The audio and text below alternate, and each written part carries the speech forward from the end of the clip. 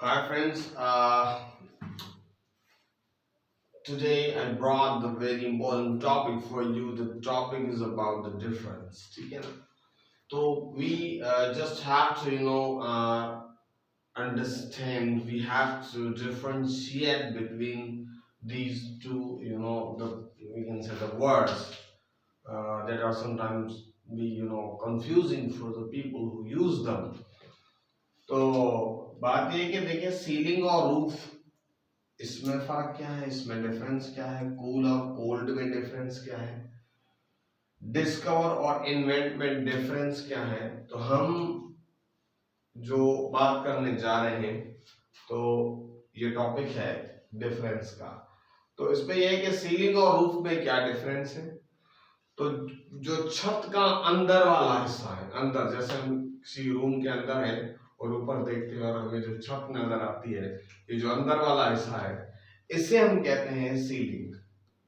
और उसी इमारत की, उसी बिल्डिंग की जो ऊपर वाला हिस्सा है, जैसे जिसपे हम मतलब ऊपर चढ़ के आते हैं, ऊपर वाला हिस्सा, तो वहां से जो हम कहेंगे तो वो है अपना रूफ। ठीक है ना? तो आप ऐसा समझे कि रूफ उसे कहते हैं जिससे किसी कमरे को बंद किया जाता है ना, जैसे रूफ। ठीक है? तो उसमें जो अंदर वाले हिस्से को हम कहेंगे सीलिंग, और जो बाहर वाला ऊपर का हिस्सा है उसे हम एज अ रूफ जो है समझेंगे ना, तो उसे रूफ कहते हैं। देखें, सीलिंग इज पेंटेड टुडे। तो इसके कहने का मतलब ये कि मेरी जो छत है कमरे की या रूम की, वो जो है उसको पेंट किया गया है। कब? टुडे, आज। Aslam is on the roof, और असलम क्या है? रूफ पे है, तो वो अंदर वाले हिस्से पे नहीं, वो ऊपर है। तो जो ऊपर वाला हिस्सा है उसे हम कहेंगे रूफ, और जो नीचे वाला हिस्सा है उसे हम कहेंगे सीलिंग। अब आते हैं कूल और कोल्ड में। तो जो चीज पसंद हो, खुशगवार हो, इतनी ठंडी के तकलीफ ना दे, वो कूल है। इतनी ठंडी के दिल को अच्छी लगे, तो वो कूल है। और इतनी ज्यादा ठंड जो हमसे बर्दाश्त ना हो सके, तंग करे, और उसे हम कहते हैं कि वो कोल्ड है। सही है ना? I can not bear this cold, ये जो ठंड है ये मुझसे बर्दाश्त नहीं हो सकती। तो इसमें जो कोल्ड है वो एक्सट्रीम वेदर की तरफ इशारा है कि भाई वो उसकी शिद्दत ज्यादा है। और जो कूल है वो इतनी ठंडी है कि वो मतलब दिल को भा रही है ना, कि भाई वो पसंद आ रही है कि भाई अब कूल ब्रीज इज ब्लोइंग, ठंडी हवा चल रही है। ठंडी हवा चल रही है ना, तो ठंडी ठंडी हवा चल रही है, तो इसका मतलब ये है कि ऐसी हवा चल रही है जो दिल को अच्छी लग रही है और मेरी तबीयत उससे खुश है, तो वो कूल है। अगर तबीयत उससे खुश नहीं है, वो शिद्दत में मौसम है, तो वो कोल्ड है। ठीक है? अब डिस्कवर और इन्वेंट में क्या फर्क है?